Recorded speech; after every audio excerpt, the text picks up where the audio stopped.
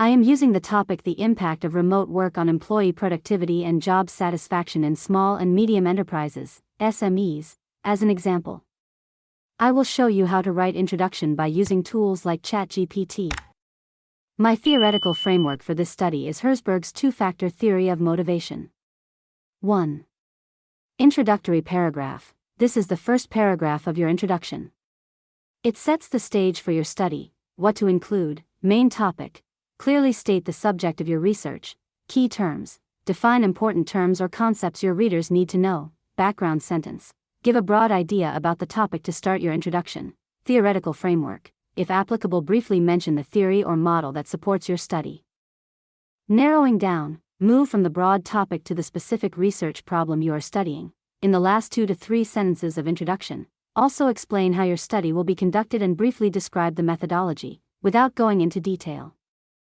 First, put paper title like The Impact of Remote Work on Employee Productivity and Job Satisfaction in Small and Medium Enterprises, SMEs, then write Google Scholar. After that, select articles that you think might be suitable. Usually, I look for keywords related to my topic, like productivity and satisfaction, so I open those articles.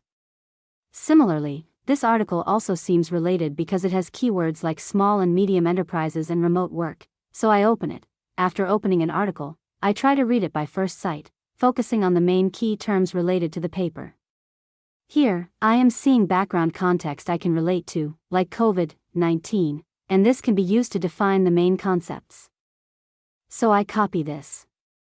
Similarly, in the second article, I am seeing some main terms like employee productivity, hybrid work, and some statistics and data that I think will be important, so I copy this. Now, after that, on ChatGPT, I give instructions like, write 2 lengthy paragraphs. I paste my topic, theoretical framework, and then paste this prompt, like introduce the main topic, key terms, background, theoretical framework, then paste content that I copied from the previous 2 articles. Now you can see that it has given me 2 lengthy paragraphs. It introduced key concepts, then moved from broad ideas to the specific problem, included the theoretical framework, some data for background. And the purpose. You can customize the purpose by adjusting things according to your requirement. You can use the exact citations by going back to the article and clicking on the citation. From here, you can copy the DOI and collect all references in a tool like MyBib. See the above video for how you can use this tool. 2. Context to the study. This section gives the background information needed to understand your research problem, what to include, history or development, explain how the topic has evolved over time, current trends, include what is happening in your field now, previous studies, briefly mention important research that already exists, gaps or problems, point out what previous research has not answered yet. Now, to write this section, the procedure is the same. I will guide you a little. You can search using keywords like history, as I searched with remote work history and current trends in small and medium enterprises. When selecting articles, focus on studies that mention trends. The future and history. I selected these articles carefully. If you look at them, one paper focuses only on the history of small and medium enterprises. I will not use this one because I want to keep my focus on the history of remote work. In the next paper, I think it can be used because it properly discusses the evolution of remote work, its history, how it is currently developing, and its impact on employees. The remaining procedure is the same, just copy the section you want to use and paste it into ChatGPT. You can use prompt on ChatGPT like create 2 paragraphs on the context of the study by using history and current trends. Also paste your study title as I showed in the previous step. 3. Focus and scope of the study. Focus of the study. Include problem statement. State the exact issue, topic, or problem you are investigating. Scope of the study, population, who you are studying, students, teachers, patients, workers, etc. Location, the place where the study is conducted, school, hospital, city, country, time period, the time frame your study examines, year, semester, duration, variables, independent, dependent, and any control variables you will examine. Delimitations, choices you made to narrow the study, specific group, certain region, selected tools, explain why you chose these boundaries, time, resources, research goal, Now you need to write the scope paragraph by using the details you have available for your study. For a topic like the impact of remote work on employee productivity and job satisfaction in small and medium enterprises, SMEs, your scope should clearly explain who, what, where, and time period you are focusing on. For example, you can limit your study to employees working in SMEs within a specific city or industry, such as technology or service-based companies. You can also define the time frame, for instance, looking at remote work effects after the COVID-19 shift or during the last 1 or 2 years. Your scope should mention the main variables you are studying, such as employee productivity, job satisfaction, communication patterns, or remote work conditions. 4. Relevance and importance of the study. This section explains why your research is valuable, needed, and meaningful for both academic and real-world settings.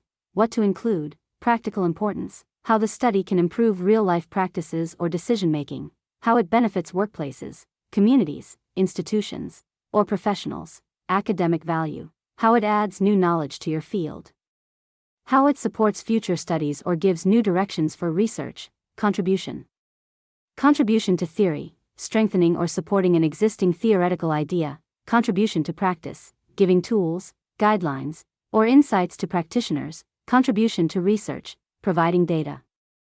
Patterns, or new interpretations, stakeholders, identify groups who will benefit, students, managers, nurses, families, etc. Explain how the study helps each group. Use the same process as before. Start by searching your topic and begin with a sentence like the importance and relevance of your topic. You can read the conclusions and implications sections of Google Scholar articles to understand the importance and relevance of your topic. After collecting that information, paste the content into ChatGPT so it can help you write this section clearly and correctly. 5. Research questions and objectives. See my above video where you can get all guide related to how to create research questions, what to include, research questions, write clear, simple, and direct questions. Each question should focus on one idea or variable. Example is in next part. Use question types like what, how, or to what extent. Research objectives. List specific goals in simple statements. Include general objective, main aim of the study, connection to methodology. Make sure questions and objectives fit the method you will use, qualitative, quantitative. This means if you are using a quantitative method, your questions should measure relationships or differences between variables. If you are using a qualitative method, your questions should explore experiences, feelings, or perceptions. If using quantitative method, how does remote work influence employee productivity in SMEs? What is the relationship between remote work frequency and job satisfaction among SME employees? Each question focuses on one variable, productivity, job satisfaction. If using qualitative method, how do SME employees describe their experience with productivity while working remotely? What factors do employees believe influence their job satisfaction during remote work in SMEs? 6. Rationale for the study. This section explains why the study is necessary and why you decided to conduct it. What to include, justification. Explain the reasons behind choosing the topic. Show that the issue is important in the real world or academic field. Gaps in literature. Identify what past studies did not explore. Show missing areas like population, location, time, variables, or results. Practical reasons. Show how the study can help solve a real problem. Significance. Mention why your results will matter for the field. Show long-term benefits of your research. You can briefly add all the elements we discussed for the introduction section. You should include them with headings, although using without headings is also acceptable. Just make sure the introduction does not become too long. I only gave you a structure that is commonly expected. You can adjust the elements based on what is available in your paper.